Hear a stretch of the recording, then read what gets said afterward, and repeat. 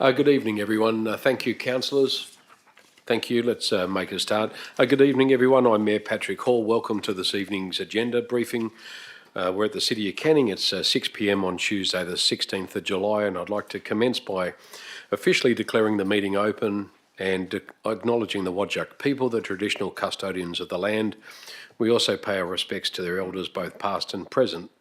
In accordance with Canning Policy CM 105, agenda briefings are conducted to provide elected members with a forum to ask questions of the City's administration to enable informed decision-making by Council at the following week's ordinary Council meeting. Agenda briefings are not decision-making forums.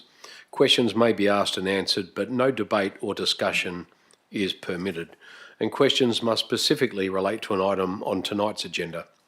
Elected members and employees must disclose any financial, proximity or partiality interest they have in an item on the agenda, and they must declare the interest at the commencement of the briefing or at the very latest when the item is about to be discussed. And financial, proximity and impartiality interests are to be disclosed in accordance with the provisions of the Local Government Act.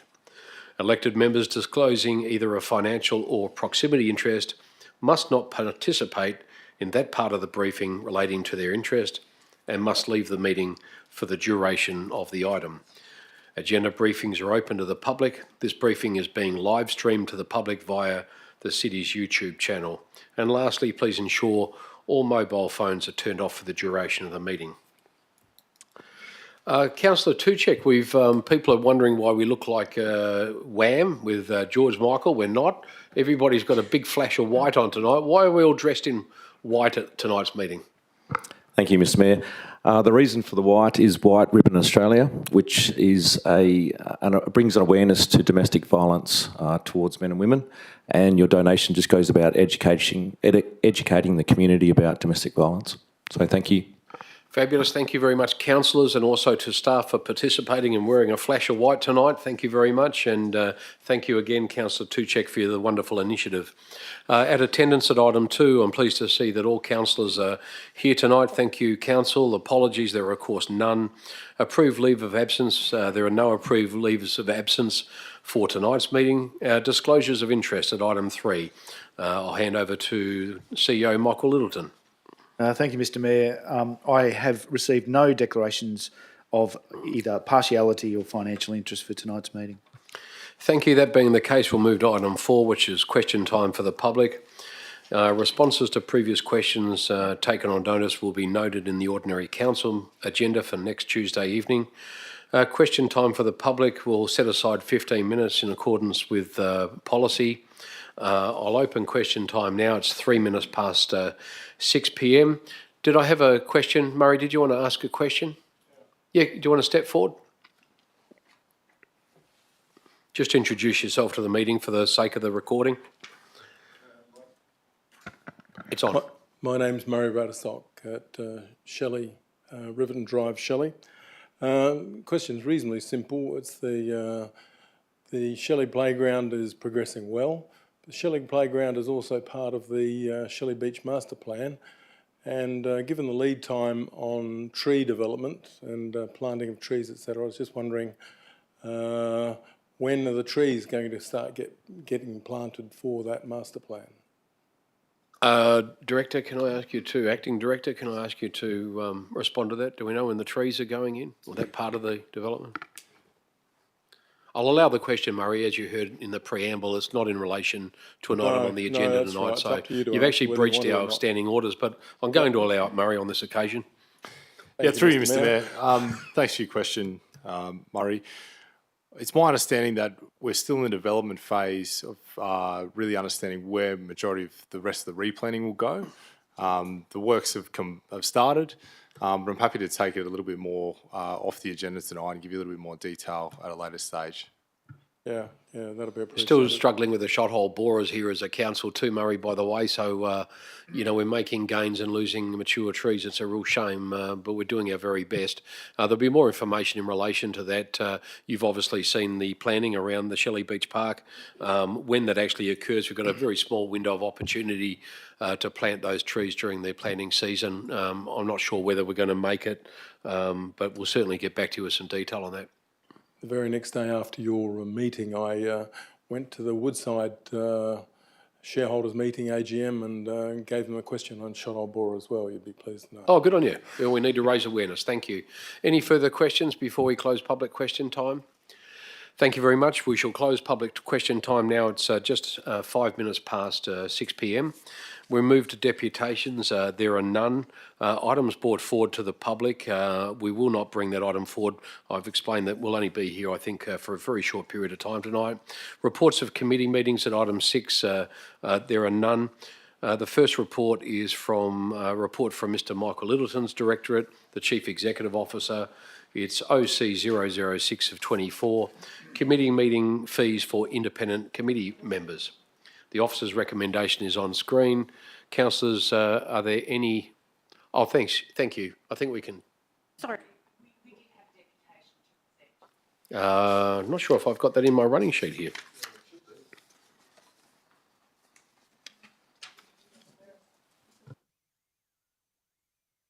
We're not aware of the deputation at all. Can it wait till Tuesday? Well, there's actually a point for doing it tonight. I lodged it was agreed to through government. So Who agreed to it? Karen is from governance, and do you recall having received it? acknowledgement back from governance.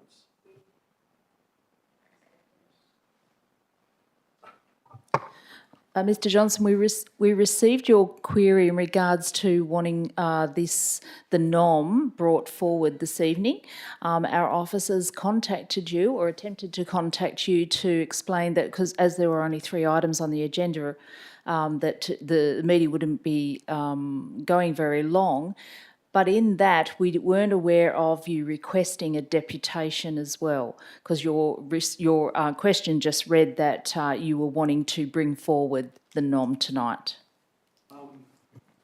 Yeah, with respect, I think that is another example of a failing of the submission system, because I filled out the whole of the form.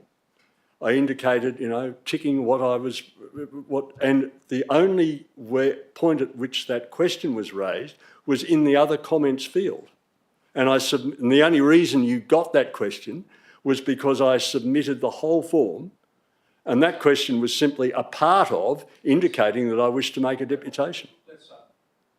No problem at all. Let's hold it up there. I'll back up a trick. I'll use my discretion. We'll go back to that item, which will be item 4.3, deputations. Happy to hear your deputation. We'll look into the reasoning behind that. We don't have many problems with these things, Stephen.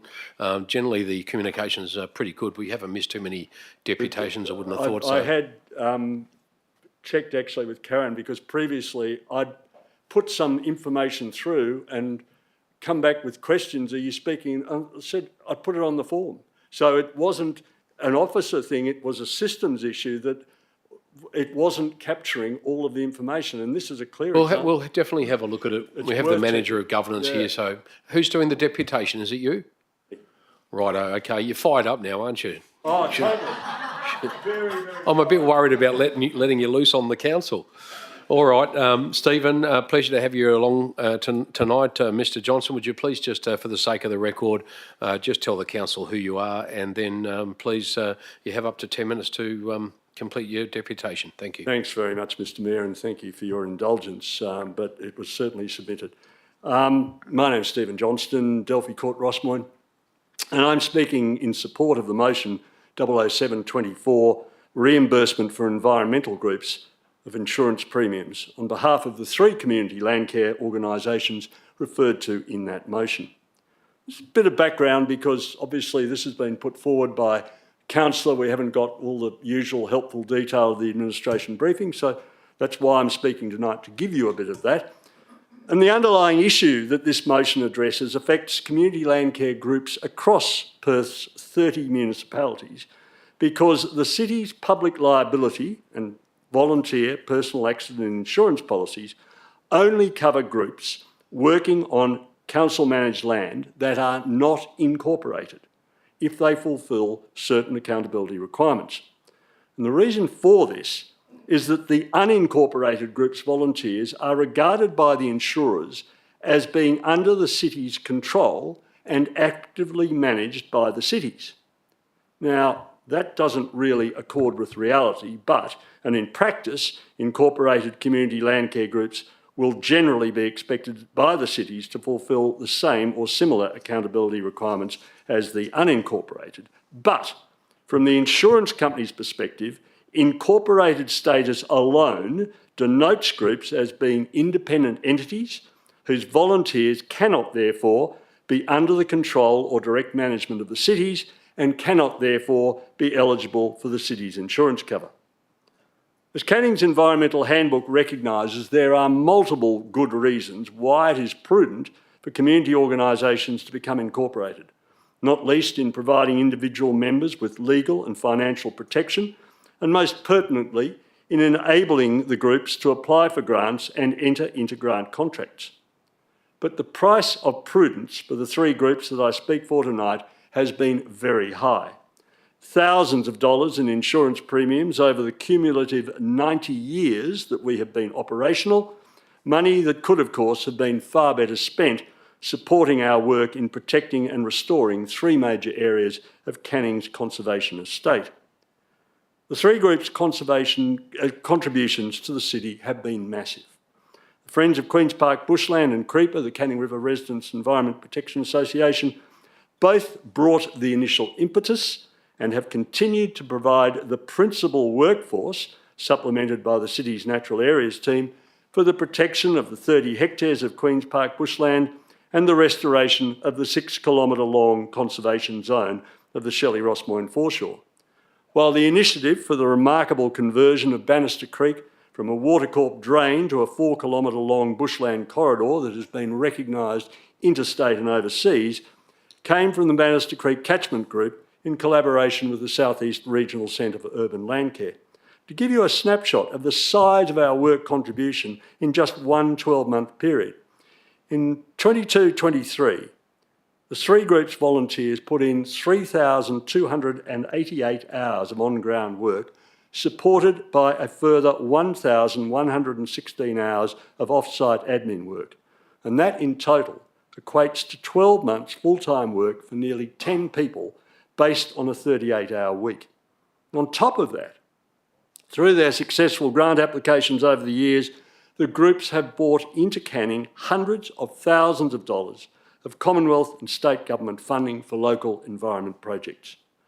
While we work in close partnership with the city, the groups are largely self-dependent and have reluctantly had to regard insurance premiums as another general expense to be borne, albeit the largest of these by far.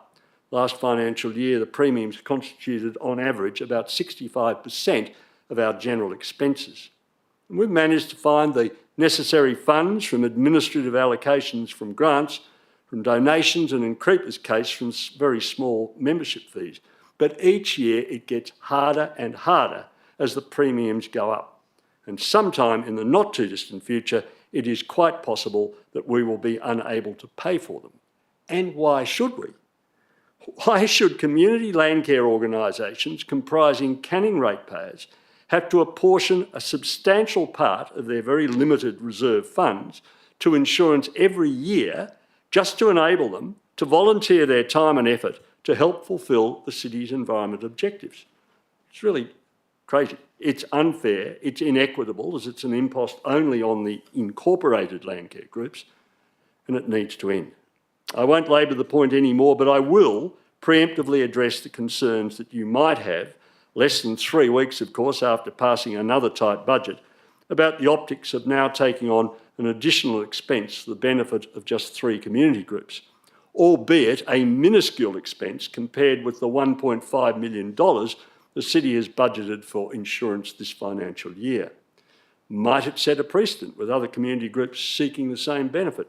Well, no, not if the city establishes at the same time a supporting policy to reflect the intent of this motion and recognise the particular roles we fulfil.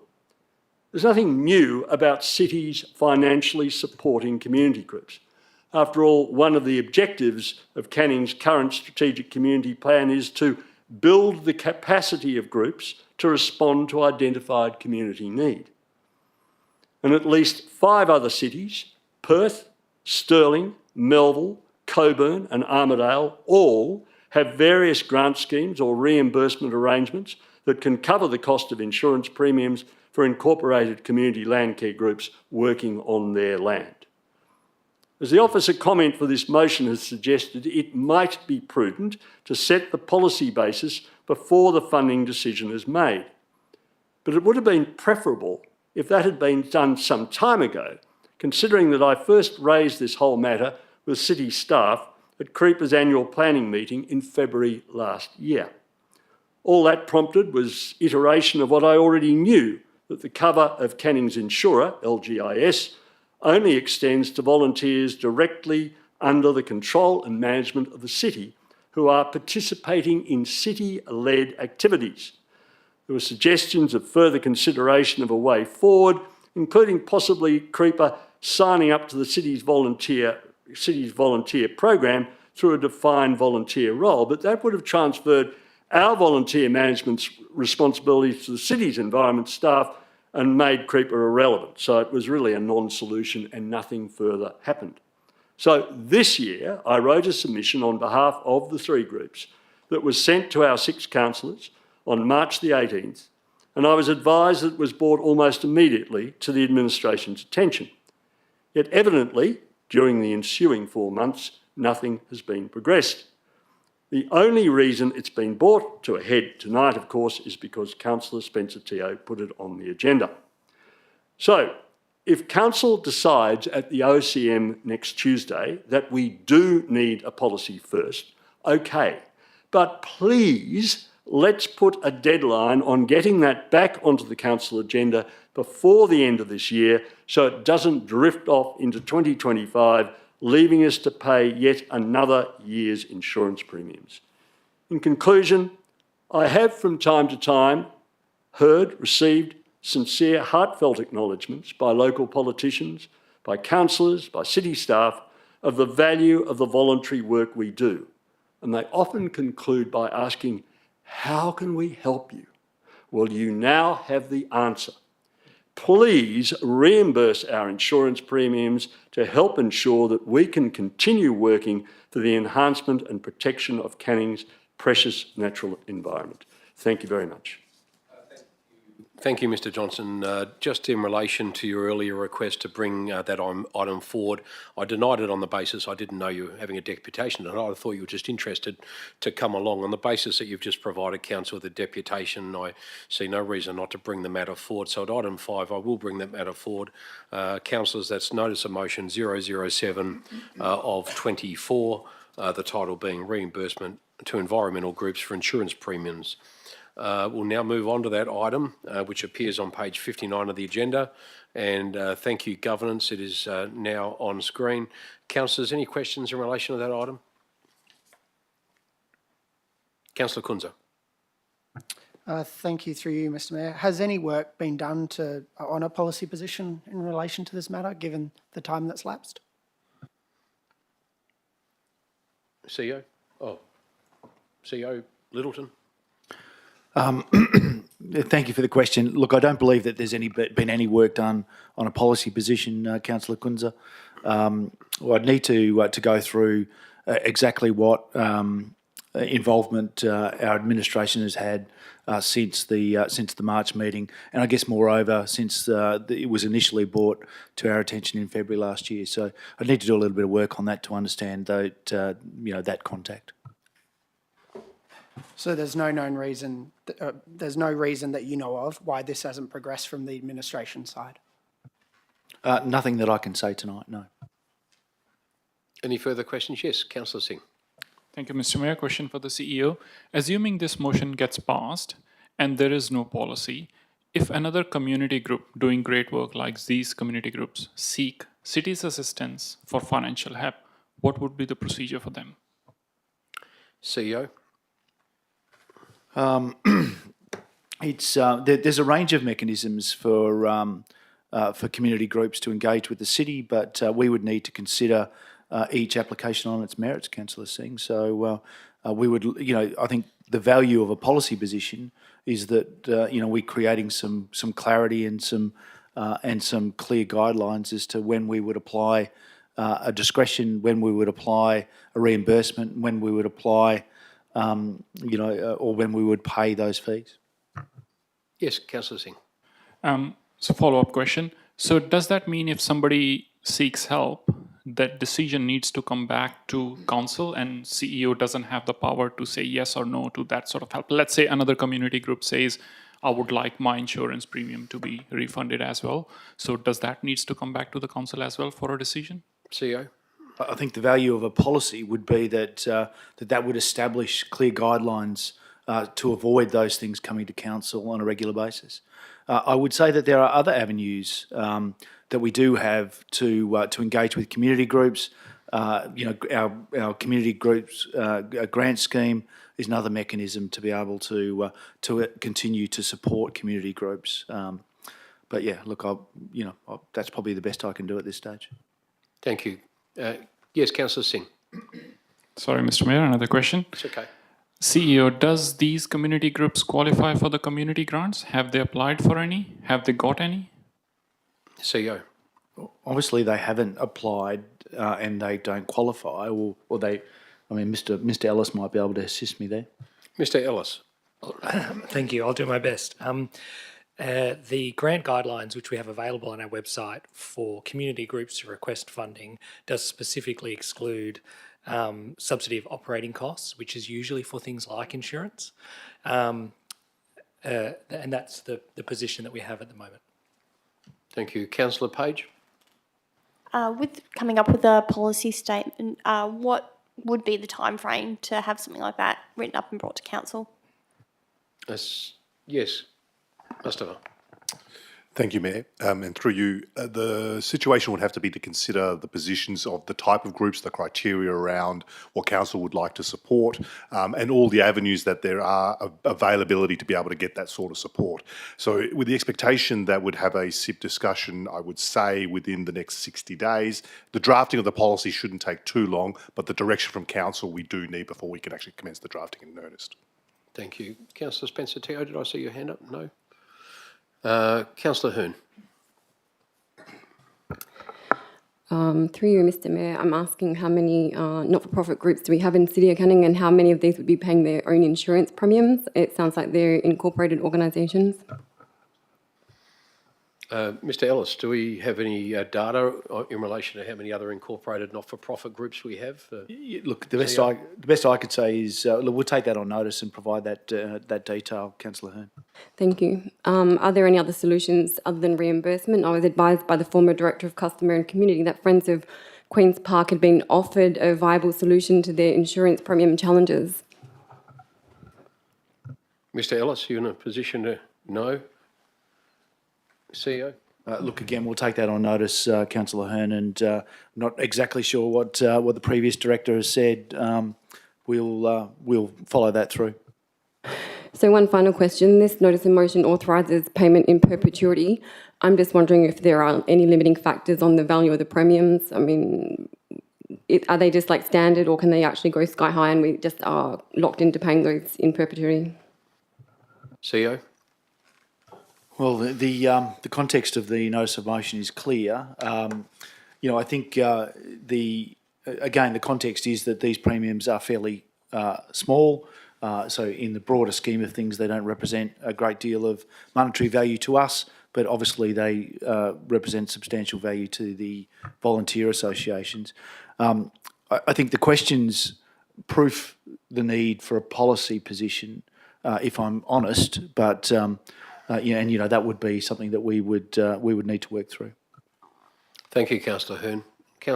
Deputy Mayor. Thank you, Mr. Mayor. Just with the information that you'll provide on the amount of incorporated groups, could you also please provide information on the amount of incorporated groups whose sole purpose is to provide volunteer services for the City of Canning and to meet their objectives? Thank you. Thank you, councillors. No further questions. We shall move back in line to the order of business tonight, which will be item 7, which I did introduce fleetingly earlier in the meeting. It's 7.1, the responsible officer being our CEO, OC 006 of 24. The title of the report being Committee Meeting Fees for Independent Committee Members. Thank you all for coming tonight. You're free to leave, of course, if you'd like to. Councillors, any questions in relation to that item? It appears on page 5 of tonight's agenda. It also appears on screen. Thank you to our governance team. Any questions? Councillor Ben Kunze first, and then I'll go to Councillor Hearn. Thank you. Through you, Mr Mayor. Are there any panel members or other committee members who may receive payment that fall out of the scope of this policy? And if so, what is the guiding document for them? Thank you. Thank you, and through the Mayor. Councillor Kunze, in relation to the committees, the City only has one committee, the Audit and Risk Committee, and it's only those committees that are established by Council through the Local Government Act. Should the City determine to create other committees, it would apply to those committee members, but at the moment it only applies to the City's Audit and Risk Committee meeting. So just to clarify, my question was panels or other committees. So there's no panel or a panel that will be established where there's independent members receiving remuneration? You're talking about like an advisory panel? Through the Mayor, no, it's only in relation to committees established under the Act. So the panels, if you're referring to the Design Review Panel, there's a fee of schedules that should be associated with that under the Planning and Development Act, not under the Local Government Act. In respect of this particular resolution, it is in relation to the SAT determination to allow for the committee members to be paid, and it's a specific fee that's set and the range that's set in that, and it's only specific to the committees that are established under the Local Government Act. And are there any other panels that we have where independent members receive remuneration? CEO. Yeah, just to assist, we did, as part of our reconciliation strategy, agree to pay independent members for the next 12 months on a trial basis, and that is it was agreed as part of that reconciliation strategy. So what's the guiding document? There's nothing in the actual reconciliation action plan, not the action plan, sorry, the strategy that came before council that outlined payments or anything along those lines. How is that determined who gets payments? CEO.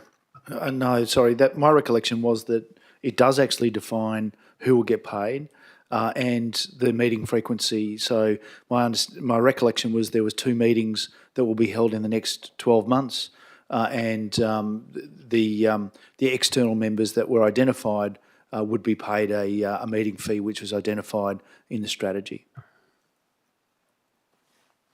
Thank you, Councillor. Councillor Hearn.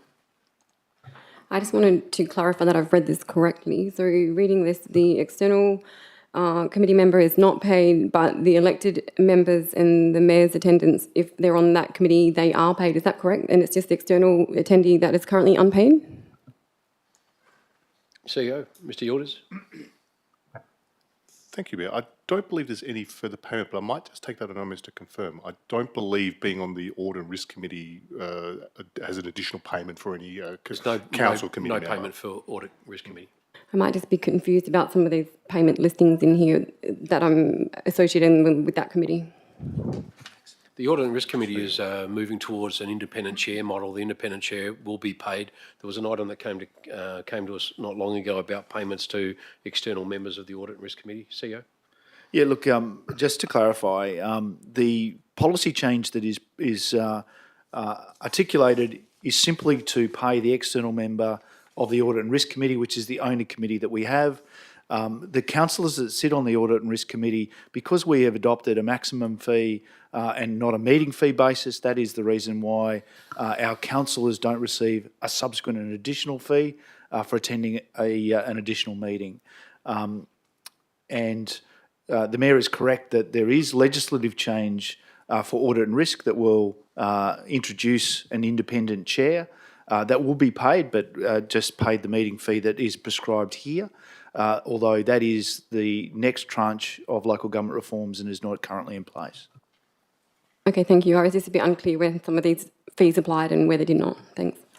Thank you. Can I just ask a question of Mr Yildiz, just in relation to the question earlier from Councillor Kunza and the confusion that's been expressed here, and the fact that we do have some payments to advisory panel at the moment that do fall outside of this proposed policy change. Would the city be receptive to perhaps separating this into a separate policy for these payments to panels and committees, rather than shoehorning it into the elected members' current and EM policy? Thank you, Mayor. That would absolutely be a consideration if it is to provide further clarity and separation in respect of elected members' fees compared to external committee members' fees. We could definitely consider that. Thank you. Any other questions? Deputy Mayor Spencer-Teo. Just further on to those queries from Councillor Kunz and yourself, Mr Mayor, with the payments that are made to external panel members, we don't currently have a policy for that, do we? Mr Yildiz? Through the Mayor, no, there's no policy position on that, but that is legislative in the scheme in regards to the schedule under the Planning and Development Act. Yep, but there's no set policy for that. So we're paying panel members without a policy as such. Okay, thanks. Thank you. Any further questions? Councillor Bain, yes. Thank you, Mr Mayor. So just to confirm that the intention of this particular item is to introduce a meeting fee to attract committee members. Is that the intention here? Mr Yildiz? Thank you. Through the Mayor, the fee is available, and to attract, I guess, the most appropriate and most qualified people, it would be best practice to ensure that they would be remunerated accordingly. Notwithstanding that, the current independent member of the Audit and Risk Committee is determined by council, and should that person or council determine otherwise, there'll be an opportunity then to advertise that position and seek nominations with the attraction, with the remuneration for attending those meetings. And if I could just add to that, look, I've been chair of that committee for a very long time. I've been a member for a very long time. But I think at the moment, with the legislative changes, we're going to find that every local government will have to have an independent chair. They have to have a certain amount of experience to do that. It's a very small pool of people available. I think there's a real advantage to the City of Canning moving quickly so that we can actually, I'd be very happy to step sideways before the legislation comes into place and put a independent chair in my place there, and I do that because then we can actually pay somebody to take up that role before 100 other councils start advertising for the same role. It will be very hard to find highly qualified people, the sort of people we would need to run that committee, I think, when those floodgates open. So thank you, Mr Yildiz. Any further questions on that item? Thank you, councillors. We'll move on to the final item on tonight's agenda then, which would be item 7.2. Ms Lorraine Driscoll, the Director of Corporate and Commercial, is a responsible officer. It's CC 014 of 24. It's the monthly financial report for May 2024. The recommendation is on page 13 of tonight's agenda and is also on screen. Any questions, councillors, in regards to the monthly financial report? None. Thank you, councillors. You've got to be quicker than that, Mark. Councillor Bain, thank you. Thank you, Mr Mayor. Happy to take this one on notice. The Metcalfe-Nicholson Road project. At the last meeting, we were advised that Main Roads WA informed the city that it would provide an outcome of the stage 1 approval within 3 weeks. I was just wondering if this has occurred. Thank you. Ms Driscoll? I was going to go to Mr Stewart. Ms Driscoll was looking at me. Mr Stewart, did you want to take that on notice? We'll take that on notice, Councillor Bain. Thank you. Have you got the detail you require, Mr Stewart? Thank you. Any further questions, Councillor Secon? Thank you, Mr Mayor. I just wanted an update on the 2 playground renewals in Willetton, Barracuda and Rostrada, which was a carry forward from last financial year. Can we take those on notice as well? Were you able to provide an update? We'll take that on notice. We'll get an answer to you in the next few days. Thank you very much. Any further questions, councillors, on that item? Thank you. We shall then move on, and that being the case, I'll skip through 7.3 and 7.4 and also 7.5. Those directorates have no reports this evening or for next week's agenda. Item 9, urgent business, there is none this evening. Confidential items at item 10, there similarly is none. And at closure, councillors, thank you very much for your attendance this evening. It's been a short meeting, 6:35 p.m. I declare the meeting closed. Thank you all for your attendance.